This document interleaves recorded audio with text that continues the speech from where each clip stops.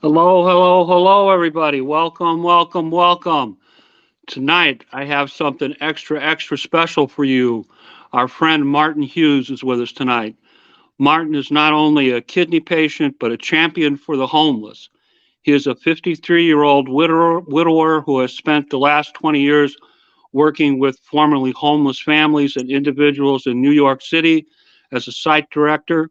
He has a master's degree in public administration, graduated in 2015, and an undergraduate degree in communications from St. John's University, graduated from there in 1991. He is the father to two adult children and an uncle to many nieces and nephews. He would like to eventually establish his own non for profit agency to continue to help the homeless population in New York City and beyond. He has over 20 years of experience providing homelessness related services to individuals.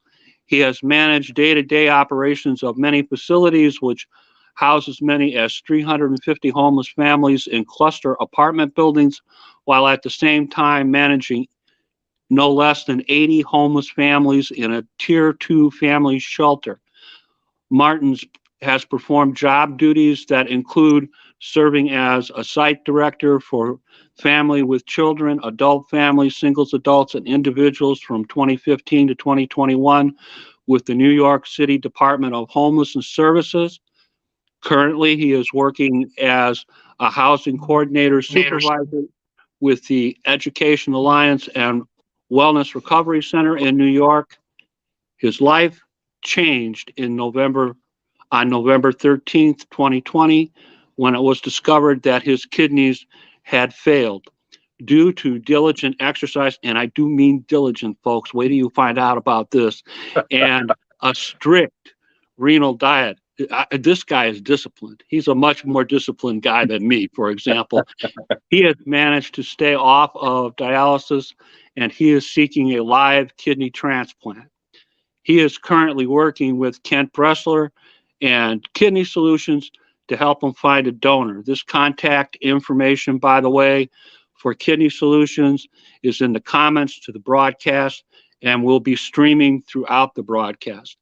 He is listed at Northwell Hospital, affiliated with the North Shore University Hospital. The phone number there, 516-472-5800.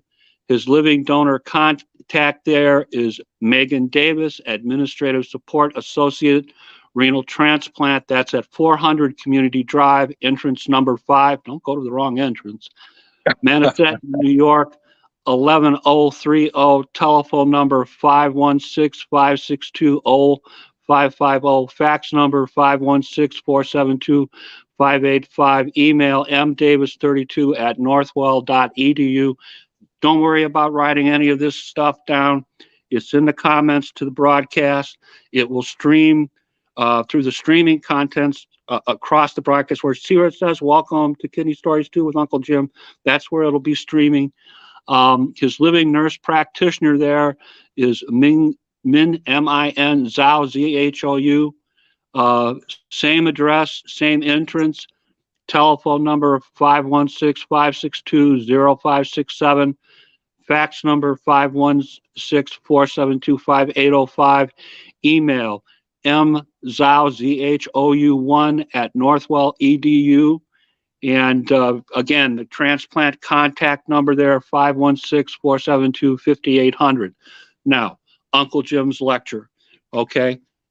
You can share this with all your kidney friends. You can share this to all your kidney pages, but please share it to your original page. We want people that don't have kidney disease to see this, that are able to donate to Martin, able to test to Martin. So we need to reach out to some of our normal, so-called normal friends. All right. So, and again, the contact information will be streaming throughout the broadcast.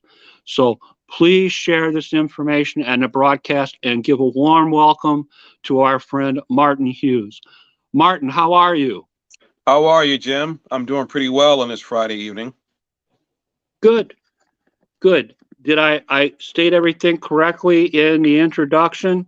Yes, she did. I mean, you did leave out the fact that I coached AAU basketball Oh, for we're high going to get school into that, I boys. promise. Okay. Yeah, I did My that my about my 10 buddy years ago. Martin is a championship coach, and I know what that's about because I used to coach AAU baseball, Uh-huh.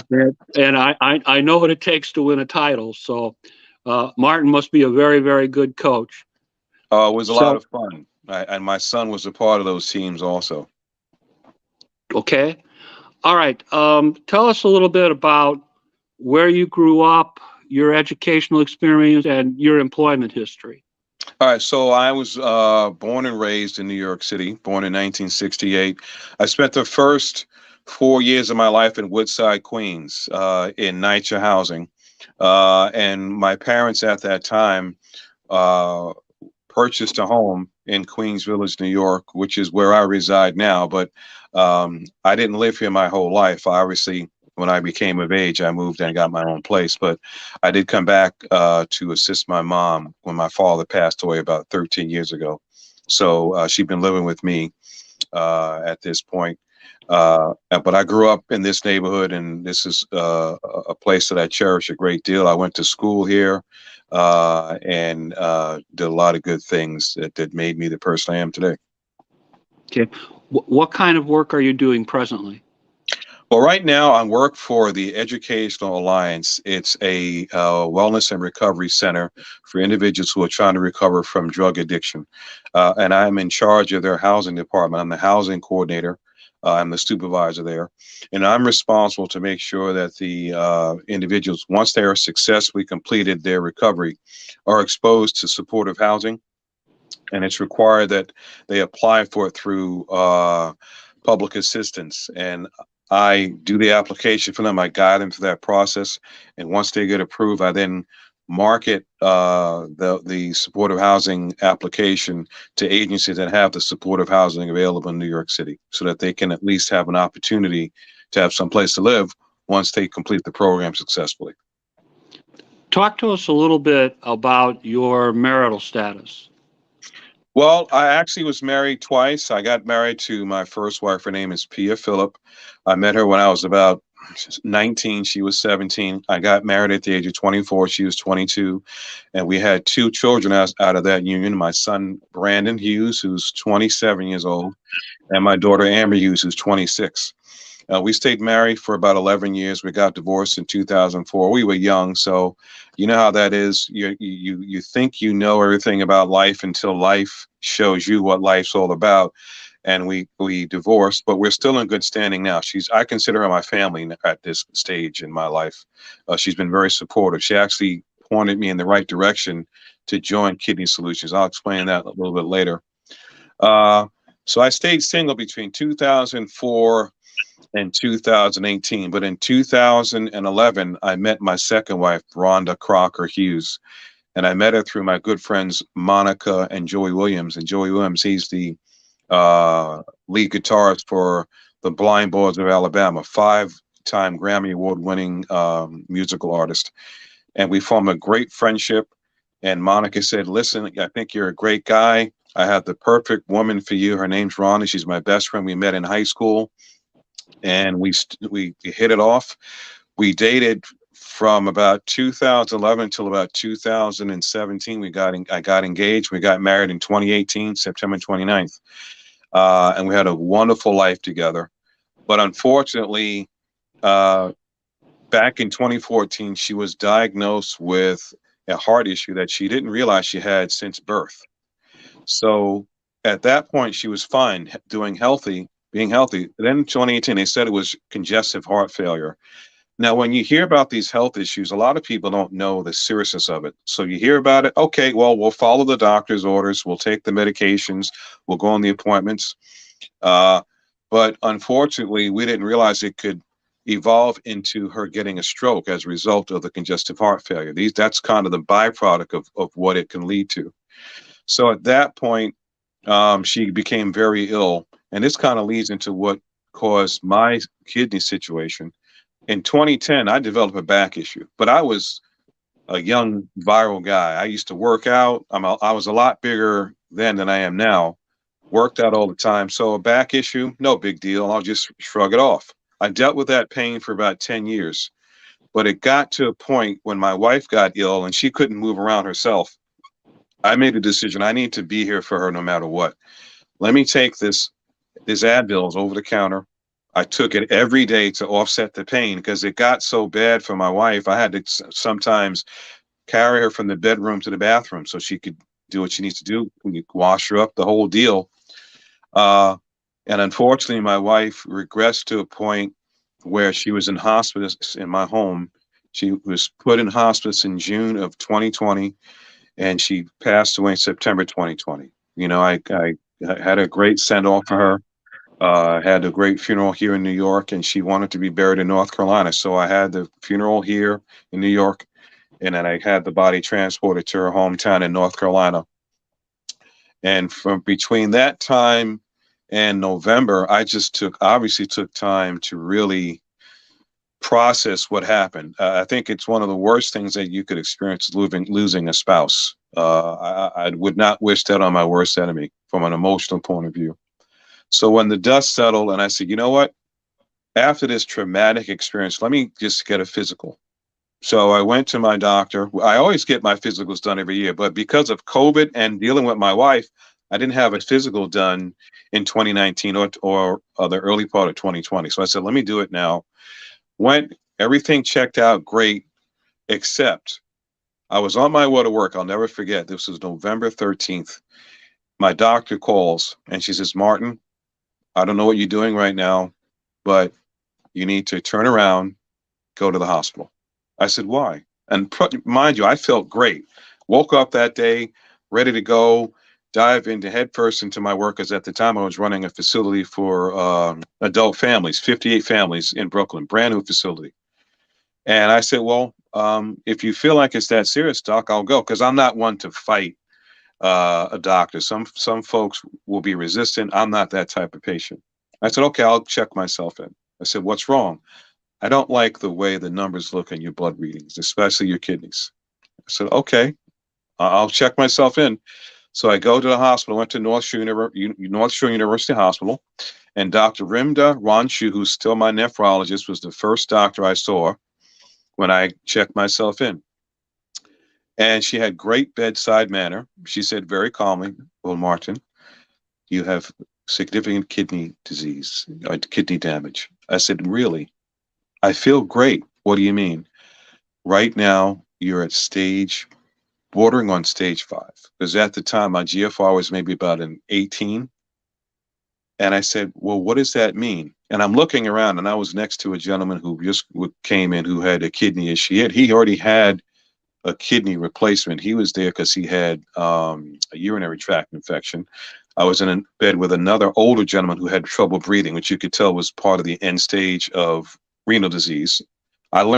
In hindsight, that's what it is. At that time, I'm like, okay, this guy's having this issue. I said, I'm in the same room with these guys. Something must really be wrong for me to be here. But I felt normal. So she says, what you need to do, you need to immediately change your diet. You need to stop taking any kind of over-the-counter meds and any other pills that you might take. At the time, I was taking testosterone because, like I said, I used to work out. Stop taking that because that's damaging to your kidneys. You need to eliminate eating red meat. You need to eliminate dairy products, drinking milk. There's certain foods that you have to avoid that will have a high level of phosphorus. You need to avoid foods that have a lot of sodium. You got to avoid a lot of foods that may cause damage to your kidney. I said, really? I said, I have no problem doing that. So she says, you're going to be in the hospital for about 4 days. We're going to monitor you and see if we can get you stable.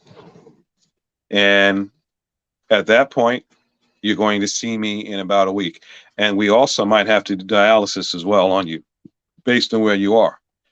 So I had to really process this. So I spoke to my sister at the time. I spoke to my family and let them know what was going on. At the time, I didn't have a special someone in my life. So I couldn't tell my wife this because she was already gone. God called her home. So I didn't really have that person to talk to about what was going on.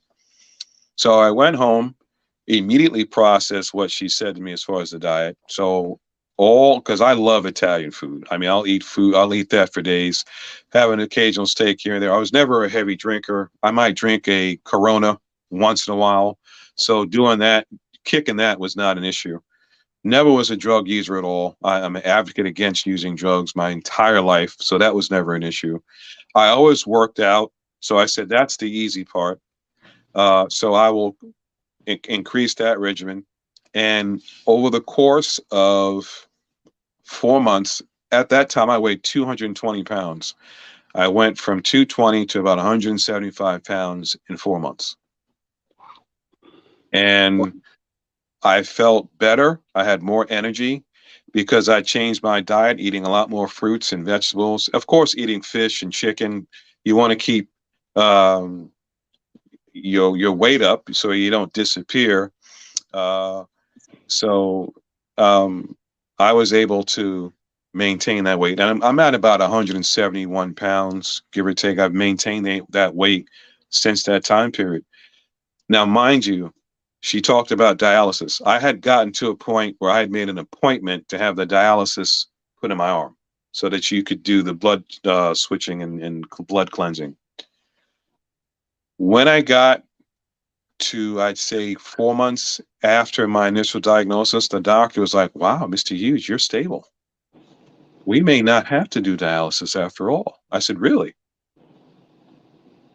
Let's look at your, come back and see me in about 2 months, because I was going every 60 days. I want to see how they are. If you become stable, I'm going to call the center and say to not do the dialysis for you. Okay. So 60 days later, I was stable. You don't have to do dialysis, Ms. Hughes. So that was canceled. So I've been maintaining that diet ever since then. And I haven't felt nauseous, which I'm sure is what people feel like when your kidneys are failing. I haven't felt a loss of energy. I still have been able to work. I mean, I took a break from work in November just so I could refuel from my wife passing away. Because when she passed away, I was only gone from work for 3 weeks. I had to come back because I wasn't going to be paid if I'd stayed out any longer. Of course, we all have to pay our bills. And at the time, I had just opened a 58 family facility with 40 staff under me, brand new building in Brooklyn. I was the man in charge of everybody. So I had to be there every day. So on top of that, and on top of dealing with the emotional aspect of burying my wife, I stayed at that job from September 2020 all the way until November 2021. I was exhausted mentally and physically. I got to step back. And it was probably the best thing because I actually got rest. It took me about 2 months to mentally recover from what I dealt with in 2020. My wife passing away, being diagnosed with stage 5 kidney disease. And that was really good for me. I was able to really focus on working out in my regimen, that I'll kind of get into whenever you signal me to. And instead of me going to see the nephrologist every 3 months, now it's once every 4 months. And excellent. I did have my 1 year review because I got listed on the kidney donation list in March of 2021. And every year you have to go to get checked. I also got listed in Florida in August of 2021. I went down there. Advent Health is the name of the health organization in Florida. I couldn't remember. Transplant Center in Florida. Let me ask a few questions, Martin. Oh, okay. I'm sorry. No, it's all right. It's all right. You know, that's my style. I really prefer that the guests talk and not me. Okay. You know, everybody's heard my story, buddy. Trust me. I understand that you're a very successful basketball coach, and I promised you we would talk about that. Tell us a little bit about your basketball experience. Well, I'll tell you, I'm not a success without my son, and I'll tell you how I got into coaching strictly by accident. I'm a huge sports fan, going back to age, I'd say 6 when I started rooting for the Yankees. But I like all sports: football, basketball, baseball, hockey. So when my son was 8, and I think all of us who have kids that grew up in the electronic age, they all love video games. So my son at age 8 was playing video games, My wife at the time called him to eat. He didn't respond. We called him 4 times. I went upstairs. Why is my son coming down to eat? He's got his face transfixed in the TV screen playing a video game. He was so transfixed, and God forgive me for revealing this, he went to the bathroom on himself. Literally, that's how transfixed he was. 8-year old. I said, this is crazy. It was February at that time. So you know what? I need to put you in some kind of sport. What sport's going on? Basketball's going on. I'm signing you up for basketball next week. He hated it, but I got him signed up, and I took him over to the basketball camp here in Queens. And the 2 things he did that he always did up until his senior year in high school when he joined varsity, he always played great defense and he always rebounded. Those are the first things he did, but he hated it. But I said, this is what you're going to do to get you out of that video game. I need you to be more focused. But he says, we'll see how things go for this year, but I would need you to focus so you can get away from the TV. So he hated playing. So I said, I want you to play the whole year, live up to your commitment, because I don't believe in you quitting anything. So by the end of I said, this is your last day. We played about 4 months. End of the season came, and I said, look, I'm glad you lived it to your commitment. After this, we could stop playing. He says, no, Dad, I want to keep playing. He said this himself at 8. Okay, so I tell you what, I knew a lot of coaches in the New York City area. I mean, some of the top coaches. I said, I'm going to expose you to some of the best coaches so you get the proper training. We're going to do this the right way. It's not just going to be a weekend at the YMCA where you're just going to play and do things haphazardly. You're going to know how to shoot the right way, do proper layups, play defense. And our plan is to get you a scholarship. And that's how I got into AAU coaching, because at first I was there as a supportive parent, but a lot of the coaches saw I understood sports. So they at first had said, hey, why don't you come over here and just keep track of the players, keep track of the fouls. Pretty simple, right? So I did that. Then I would make observations during the game, and I would tell the coach, hey, I think this could be better. So, hey, coach, why don't you come to some practices? It also helped that my son was good. Okay. If your son wasn't good, you're not going to get that same kind of respect to be a part of the coaching staff. So I became the assistant coach at Positive Direction AAU, and they're a very prominent AAU club in Rosedale, Queens. Coach Joanna Arbitello, her brother coaches at Christ Dickens High School. That's my alma mater. Major high school program in New York City. So my son played with them from 2006 to 2009. But I also had the opportunity to coach other age groups. So myself and Coach David, I remember him as, we put together a CYO team of boys for 6th grade. There were 2 players that we built the team around. I selected the rest of that team, and that team went undefeated, and we won the city championship for a St. Clair's Church in Queens.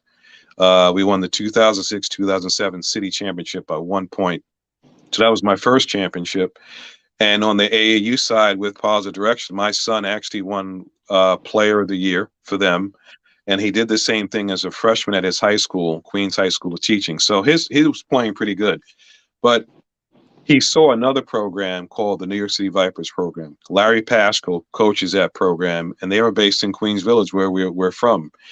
And my son liked their style of play, a little more fast-paced, kind of the way the NBA is played now, a lot of three-point shooting, fast break type of ball. And I said, Dad, I would like to play with them. I said, no problem. If that's what you want, we'll play with them. So we went there. Coach Pascal was impressed with a lot of things I had accomplished as an assistant coach, understood my knowledge.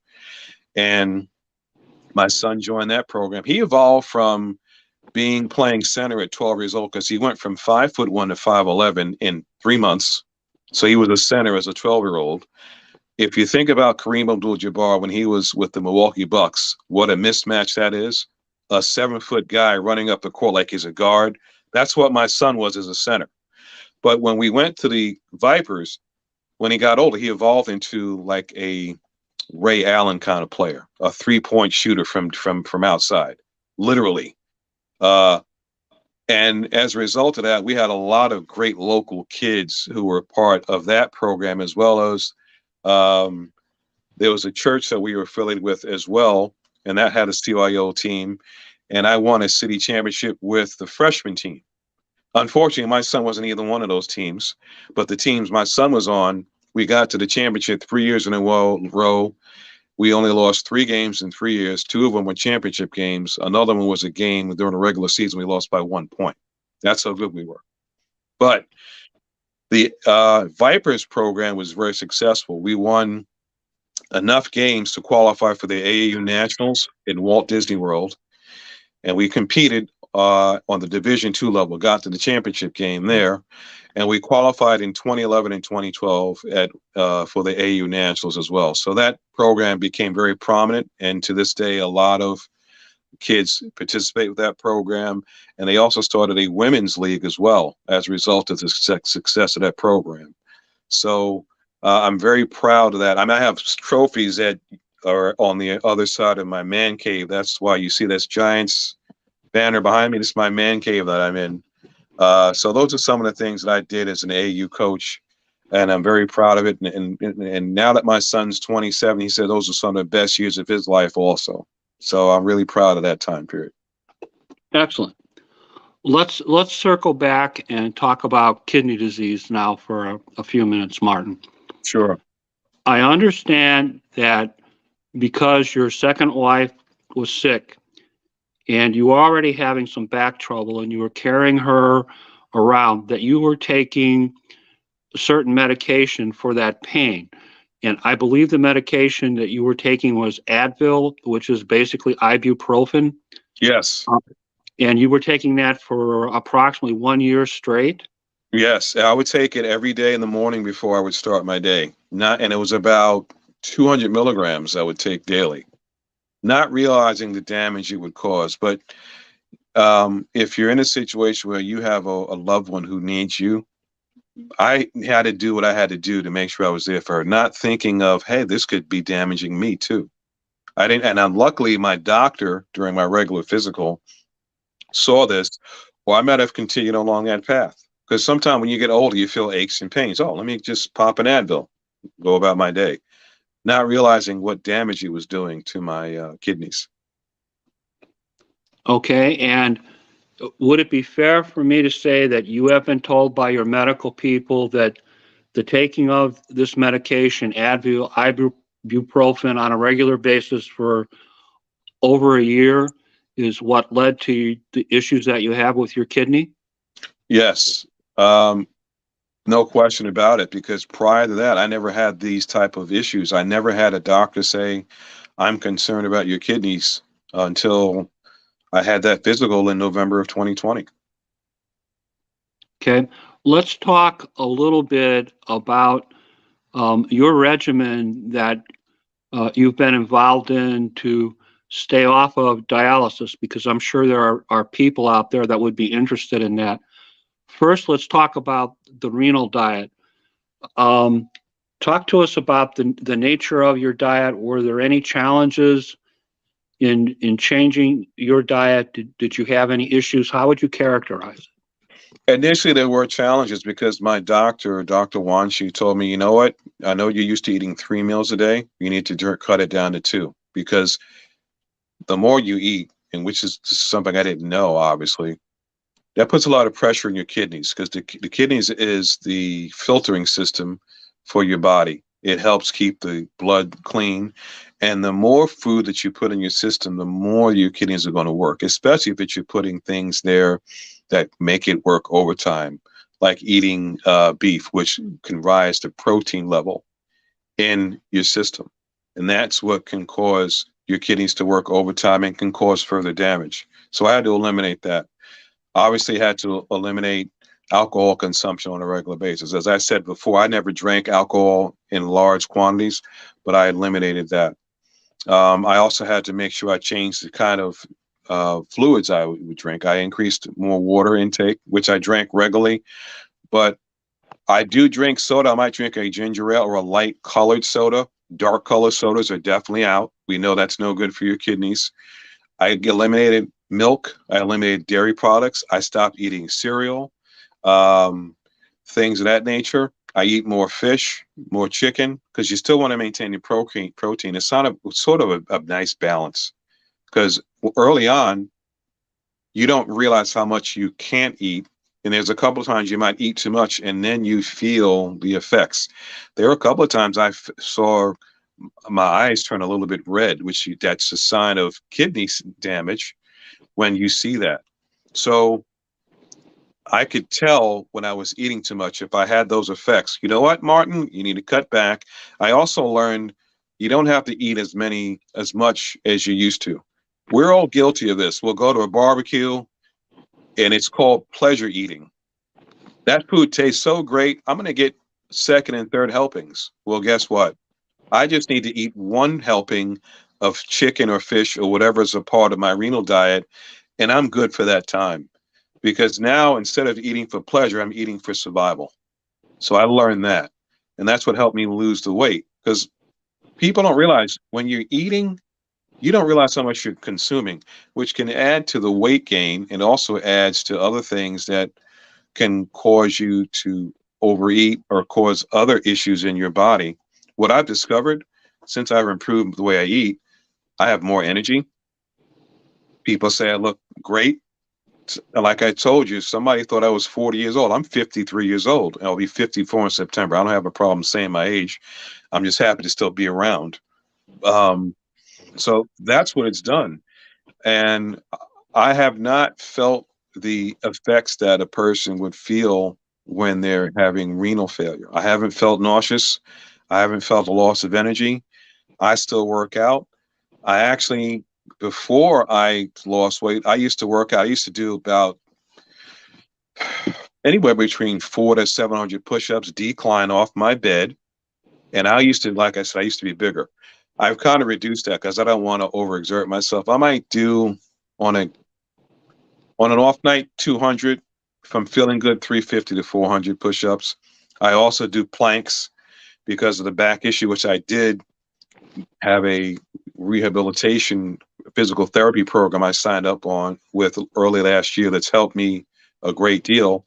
I do planks, which helps strengthen your core and your spine. So my back issues are really have gone away as a result of me, going to my physical. Because once I found out I had a kidney disease, I said, well, let me fix my back while I'm at it. So I got that taken care of. So I carried those good habits over to my workout regimen. And my daughter made me laugh. She says, Dad, you look like a grown man with a high school person's body. I said, well, I'll take that as a compliment. So that's the kind of progress I've made. And what I've discovered is when you lose weight, you lose fat around your organs, including the kidneys, which makes your body function out much better, which is why 17 months after my initial diagnosis, I still don't need dialysis. Okay, let's talk a little bit about the reason that they canceled your dialysis appointment. Talk about your current GFR and creatinine levels, please. I will. When I first got diagnosed, my GFR level was at about a 17. My creatinine was always like in the high 5%. Now it's like 6.2 right now. When I had my 1 year checkup, my GFR was at an 8. And that's when I was advised, you know what? You need to find a live kidney donor by October, or you may indeed have to face going on dialysis. That's what I was told. So that's where I am right now.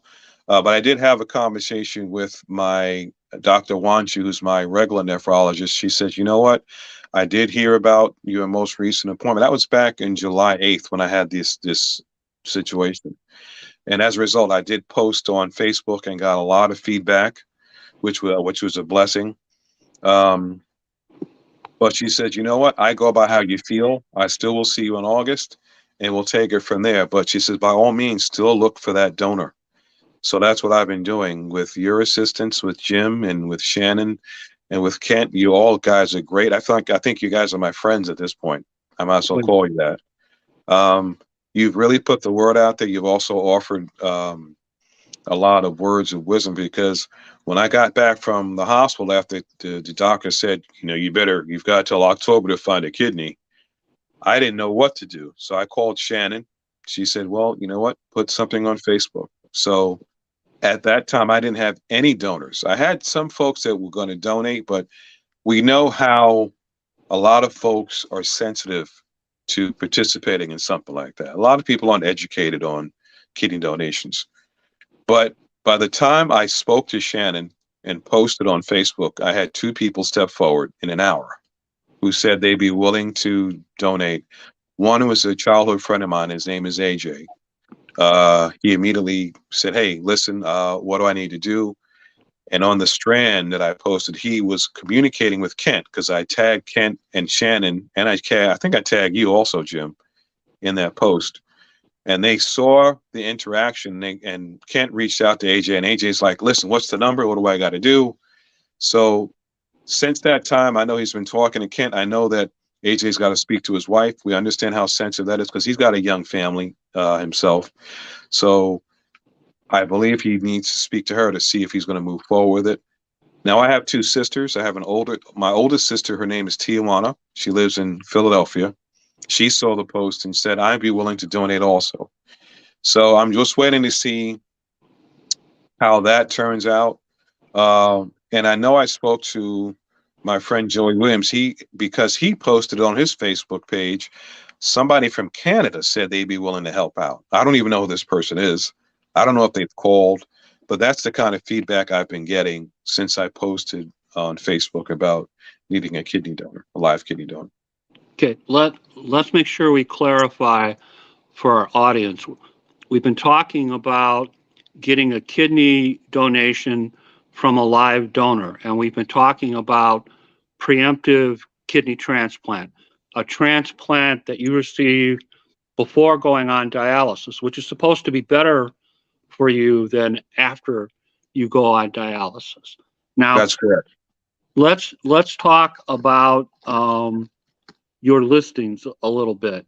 It's my understanding that you are listed in New York at Northwell Hospital, and I'm scrolling across the screen right now. The people that are looking after you there, Megan Davis and Min Zhou, ZHOU, and their other contact information is there.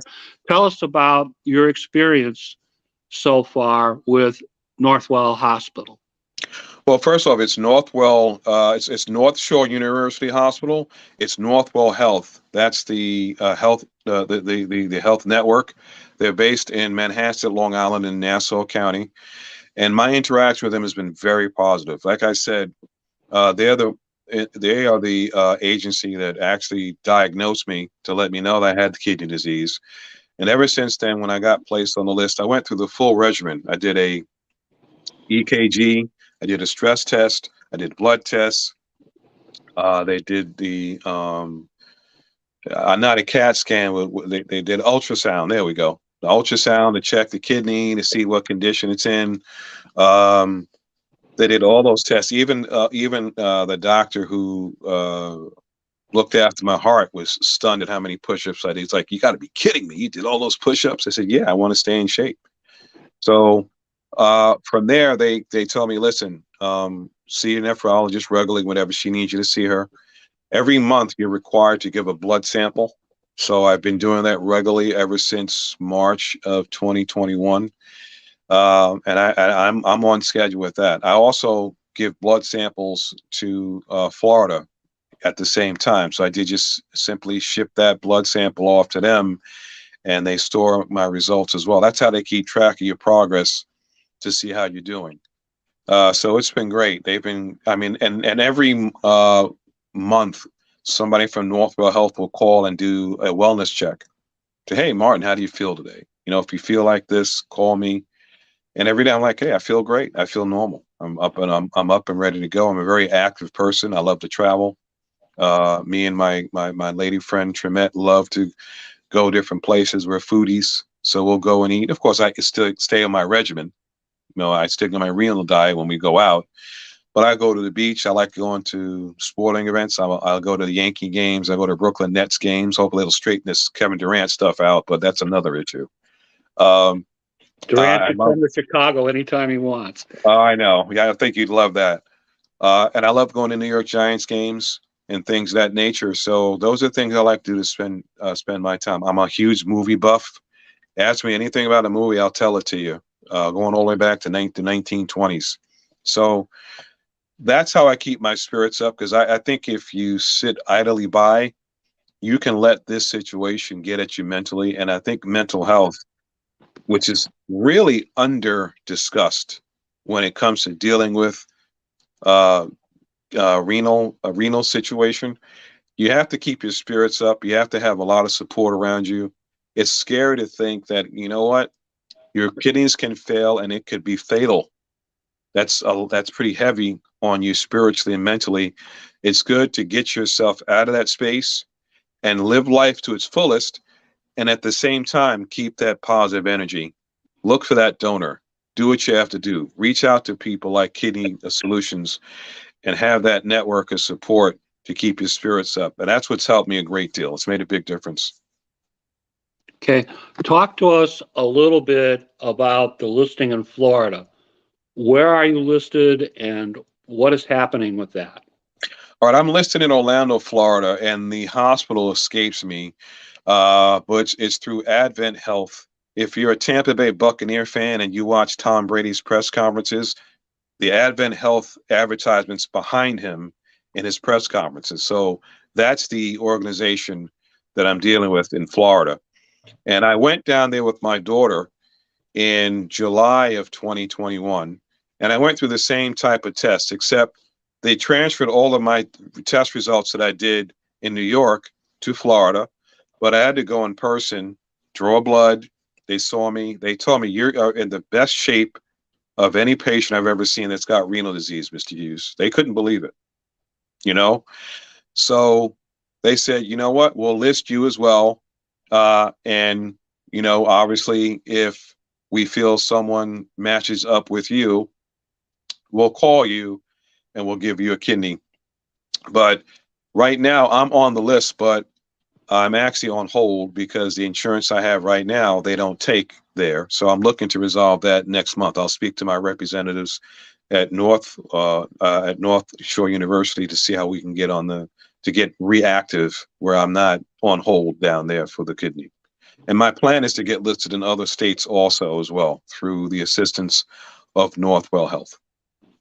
Okay, and I want to remind everybody the contact information for his people that are taking care of his transplant coordinator, his administrative support person, his nurse practitioner, are scrolling across the screen now. If that's too fast, don't worry. The information is also contained in the comments to this broadcast, and we really, really want you to share the broadcast, share that information, try to share it on your personal page so we reach out to people that do not have kidney problems, and let's try to help our buddy Martin reach his goal of a preemptive transplant. Martin, talk to us a little bit about this. Sure. Why do you want to receive a preemptive kidney transplant? What is your reasoning for that? Why this particular goal? Well, number one is I would love to extend my life another 25 to 30 years. I'm not yet a grandfather. My two children have not yet gotten to a stage where they have children. So I'd love to live to see that. That's the first thing. Secondly, I'd love to give back. If I were to be given a kidney donation, I'd love to join the efforts of Kidney Solutions. The stuff that you do to help people is incredible, and you guys are helping me. So I would love to give back and do what I can to help out with those efforts. The third thing is also my dream is to open up a non-for-profit to help the homeless. I'd love to do that, to give back to the community as it pertains to the homeless population. As you know, it's a major issue, not only in New York City, but around the United States. It's a growing problem, and there's a lot of challenges that the city's facing. I mean, as of yesterday, there are no more beds available in the shelter system, and New York State is tasked through the Callahan law that you cannot turn anyone away who's homeless. So I'd love to add to those efforts to see how we can offset that issue. And I'd also like to start a podcast with my nephew who lives in Philadelphia. That's my sister's oldest son. He's a big sports fan. Like, he's Mr. Philadelphia. I'm Mr. New York. He's Mr. Philadelphia. So Uh-oh. those conversations we have all the time. He's a huge Philadelphia fan, and I'd love to have that situation start off with him. So that's what I'd love to do with my life if I'm given the opportunity to have a live kidney donor provided to me. Okay. Talk to us a little bit about the steps that you have taken in your efforts to try and find a living kidney donor. What kinds of things have you done? Well, first off, I reached out to kidney donations because it's a daunting task to literally say to someone, "Can you donate your kidney?" How do you go about it? Am I just calling people up? Am I just putting it on Facebook? And we know how the nature of Facebook, the attention span of people there is about 5 seconds. They'll see it. Oh, wow, this guy needs a kidney. Then they'll move on to 800 other things that hit their uh, post, and they'll forget it. It's like, how do I overcome that challenge?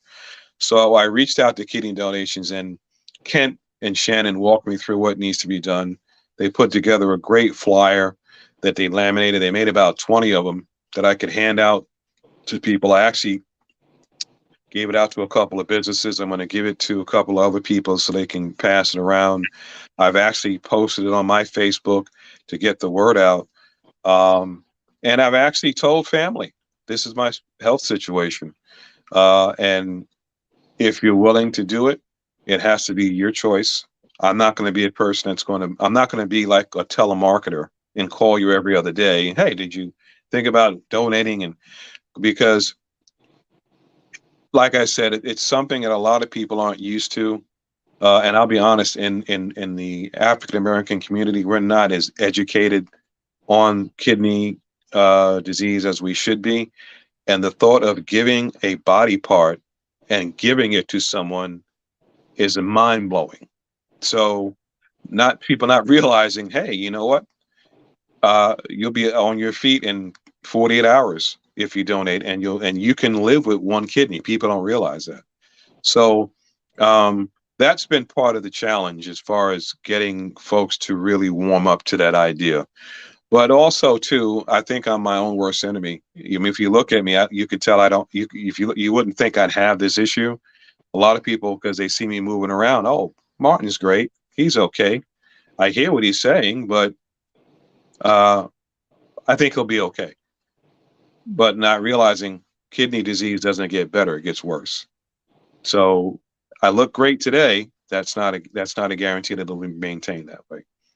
So those have been some of the challenges and some of the methods I've employed in getting the word out about my situation.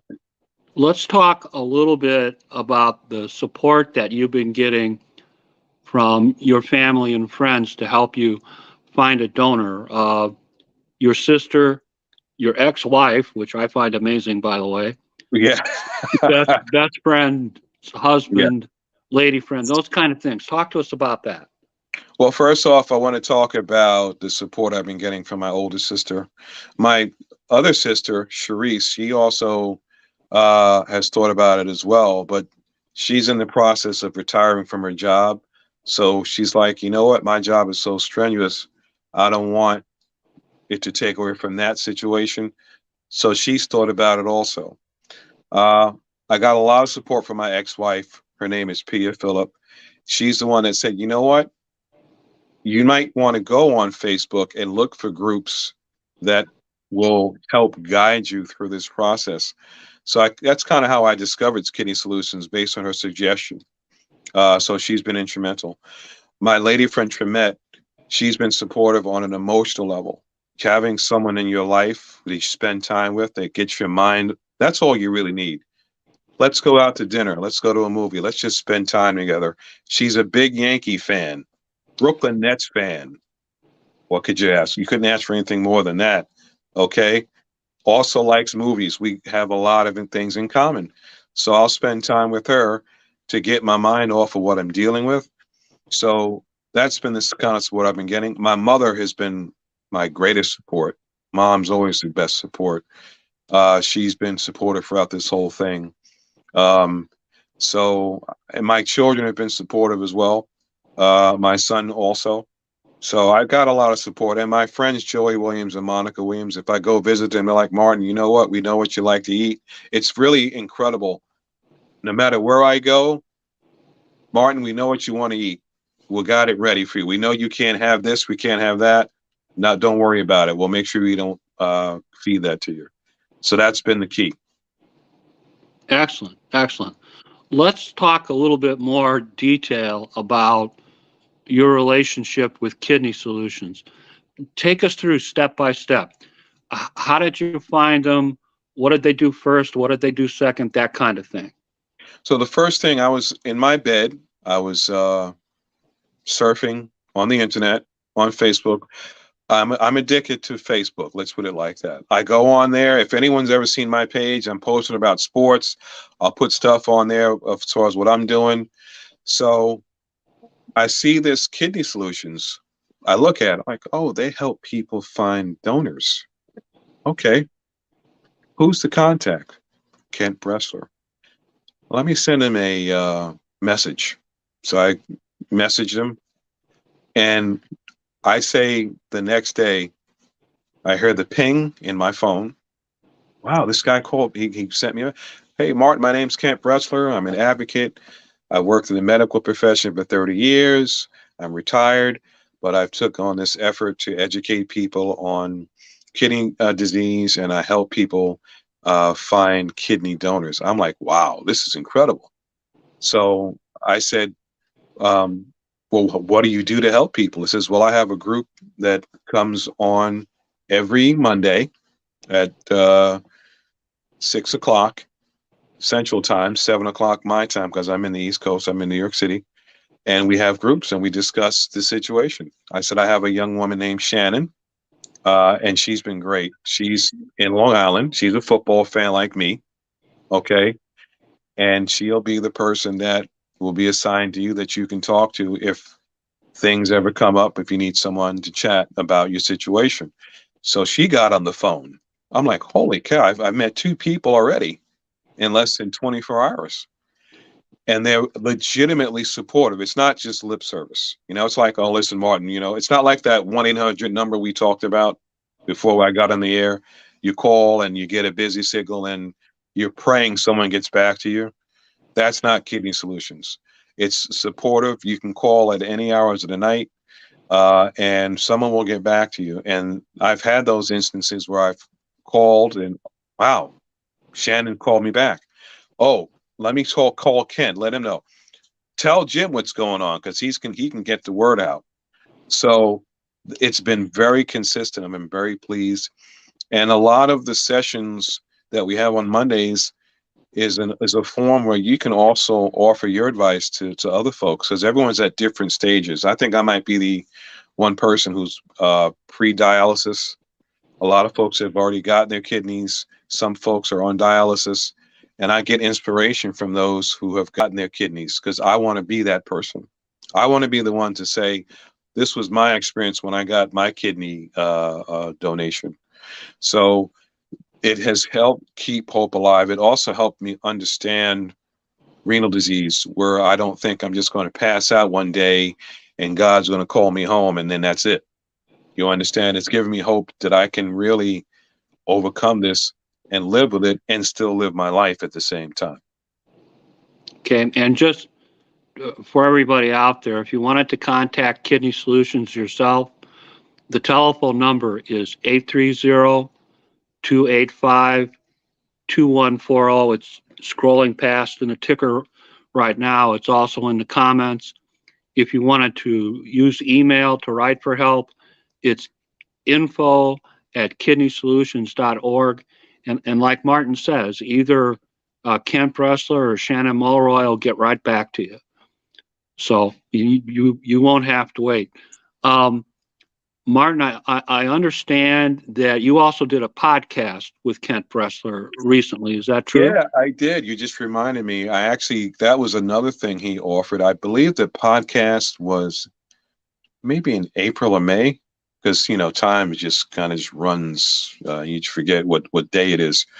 And he actually, very similar to the format you have now, asked me how I got the kidney disease, asked me what kind of family support I've been getting, what I do for a living, things like that.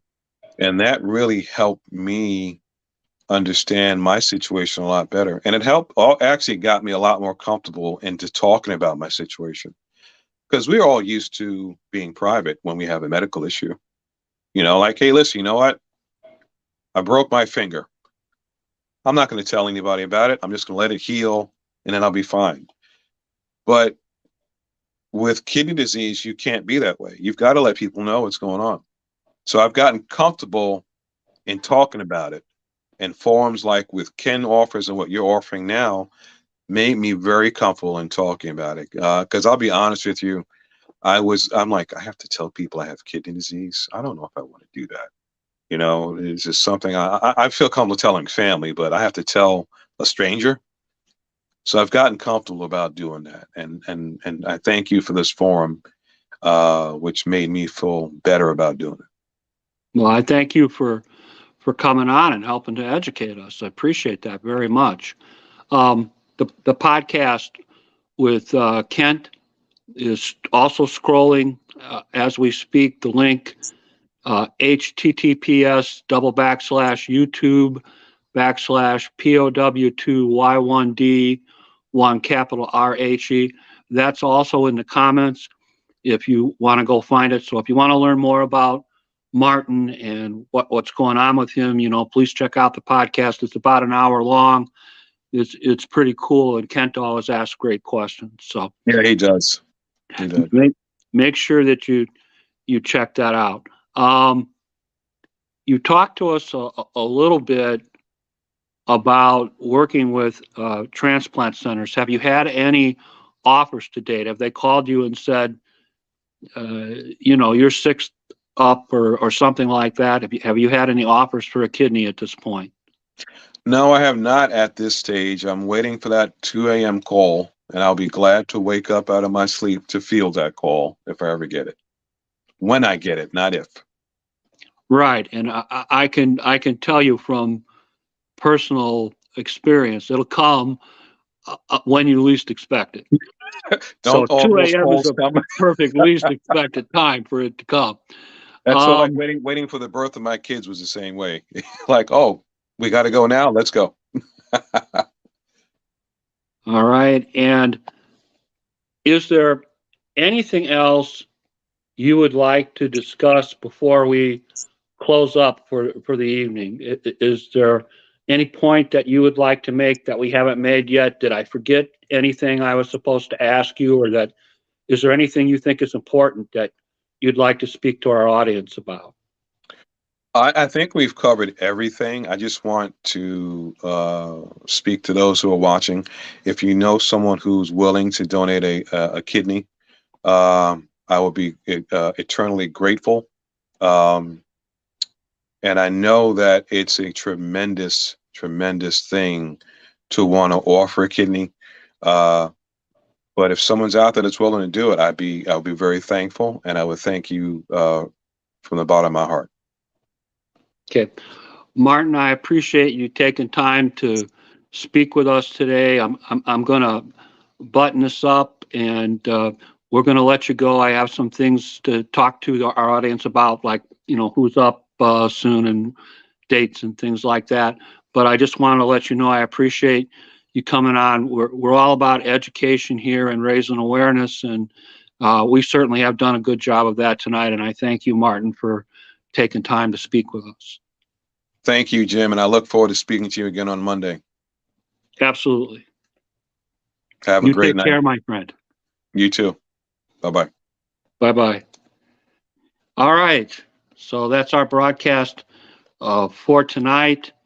What's coming up? On the 29th of July, we're going to be talking to Audrey Bella Langdon, kidney podcaster, kidney broadcaster, kidney patient, former police officer. Oh my, do we have a lot of interesting things to cover with Miss Audrey.